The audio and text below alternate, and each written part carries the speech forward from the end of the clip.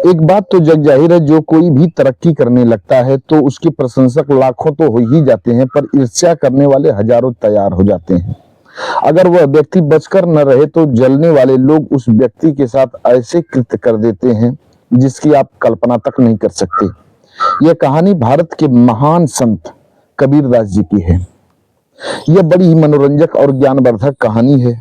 हमें उम्मीद है बहुत कम ही लोग इस कहानी के बारे में जानते होंगे। नमस्कार, अमरजीत यादव उर्फ शेरा भाई, हमारे चैनल में बहुत बहुत स्वागत है।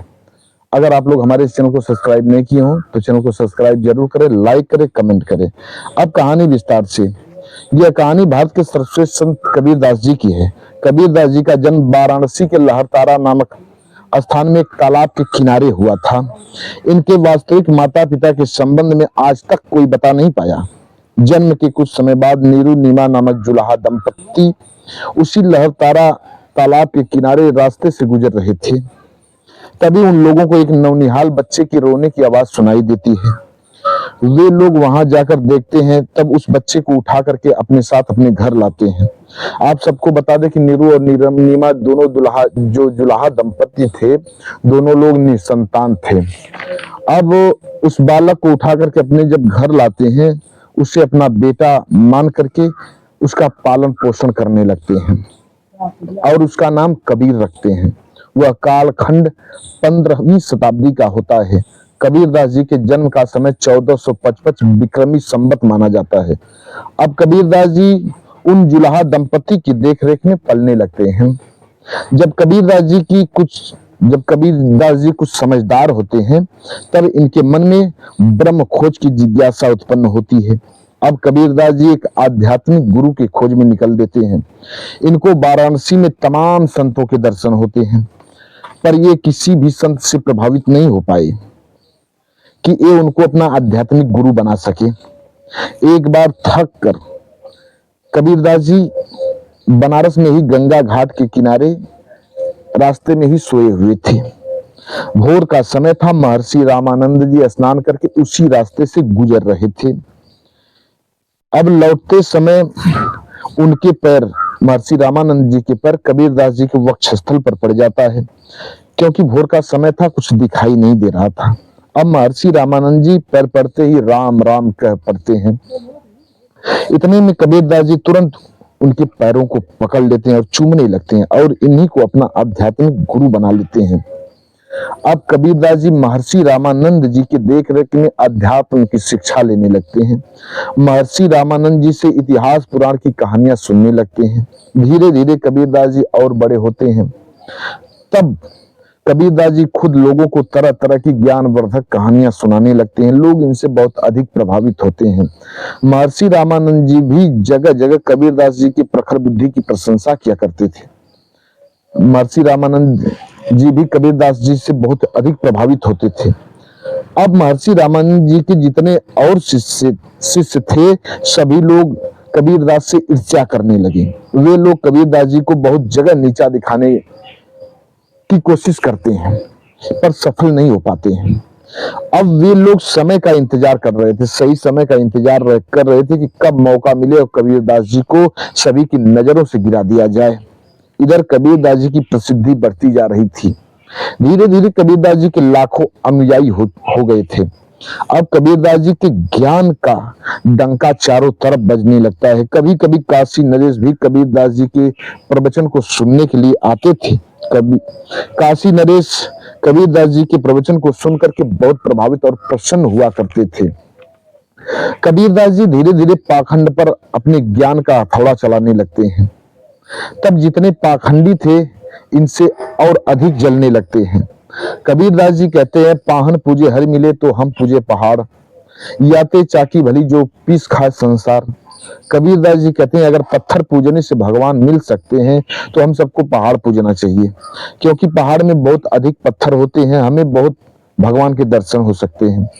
कबीरदास जी कहते हैं, उससे तो हमारी चकिया ही ठीक है, जो हमारा गेहूं तो पीसने के काम आती है और उस पिसान से हमारी क्षुधा की तृप्ति होती है। कभी कभी पाखंडी ब्राह्मणों पर भी अपने ज्ञान का हथौड़ा चलाते थे कबीरदास जी कहते थे, जब पंडित जी मंत्र के द्वारा पत्थर में प्राण डाल करके उसे भगवान साबित कर देते हैं, तो पंडित जी को मुर्दों में अगर वे लोग ब्राह्मण लोग मुर्दों में प्राण डालेंगे तो ये समाज का और कल्याण होगा।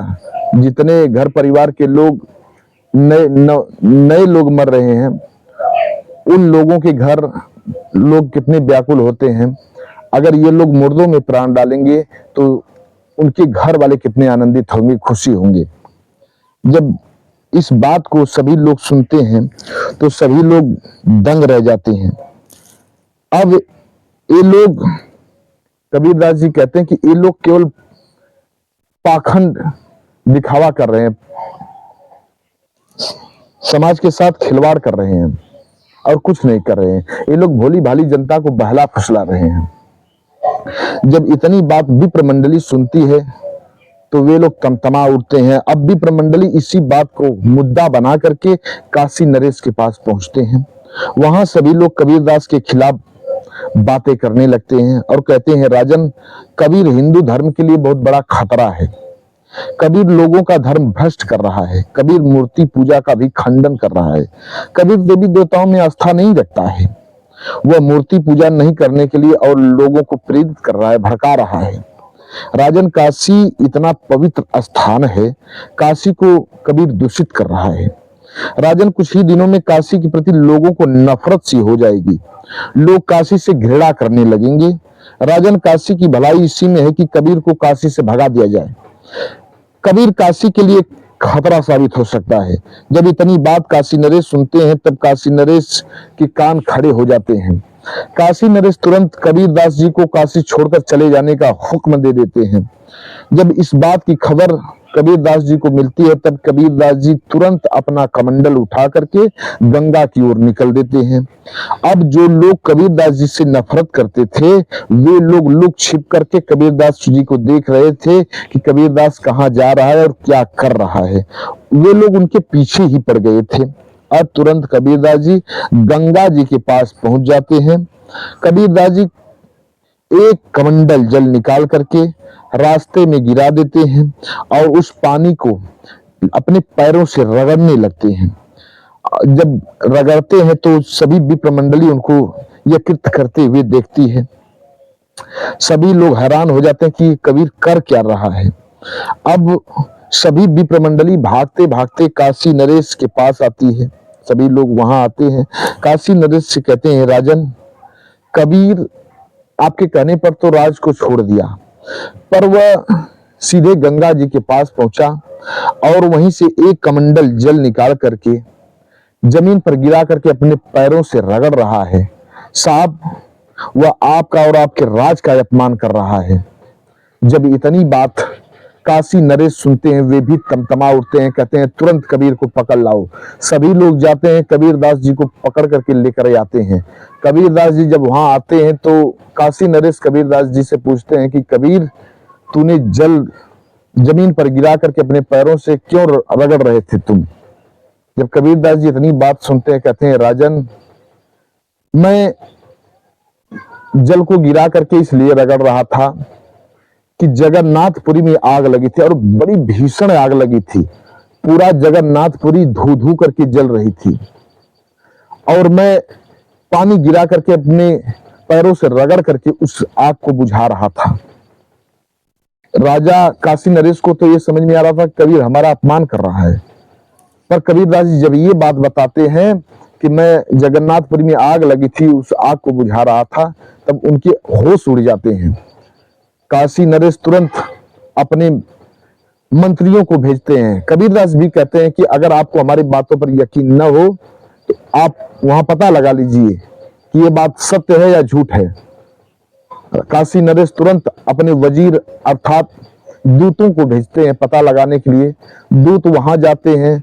सभी लोग इधर उधर भाग रहे थे, सभी लोग कबीरदास जी की जय जयकार कर रहे थे। तब वजीर अर्थात दूत लोग सभी को रोक करके पूछते हैं कि भाई साहब, आप लोग भाग क्यों रहे हैं, हुआ क्या है?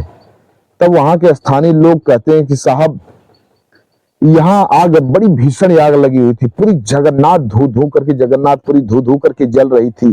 एक कबीर नामक संत थे जिन्होंने गंगा जल छिड़क करके अपने पैरों से पूरी आग को रगड़ करके बुता दिया। धन्य है वो कबीरदास जी, ऐसे महान संत, उनके हम लोगों को दर्शन भी हुआ, हम लोग धन्य हुए। जब इतनी बात वजीर सुनते हैं, दूत सुनते हैं, तुरंत भागते हुए काशी नरेश के पास आते हैं। काशी नरेश से सारी बात को बताते हैं। कहते हैं साहब, वहां लोग बता रहे थे कि अगर कबीर नहीं होते तो पूरी जगन्नाथपुरी जल की राख हो जाती, भस्मीभूत हो जाती। कबीरदास जी ने गंगा जल छिड़क करके आग को अपने पैरों से रगड़ करके बुता दिए। जब इतनी बात काशी नरेश सुनते हैं तो स्तब्ध रह जाते हैं। काशी नरेश कबीरदास जी के पैरों में गिर पड़ते हैं और रोने लगते हैं। रो करके कबीरदास जी से अपनी गलतियों पर क्षमा याचना करते हैं। कहते हैं हमसे बहुत बड़ी भूल हुई, आपकी महानता को मैं समझ नहीं पाया। इधर और विप्र मंडली बहुत लज्जित होती है, वे लोग वहां से भाग जाते हैं। काशी नरेश बड़े सम्मान के साथ कबीरदास जी की विदाई करते हैं। ये थी महान संत कबीरदास जी के चमत्कार की कहानी। अगर कहानी अच्छी लगी हो तो आप लोग चैनल को सब्सक्राइब जरूर करिएगा। मिलते हैं अगले एपिसोड में किसी एक नई कहानी के साथ, तब तक के लिए नमस्कार।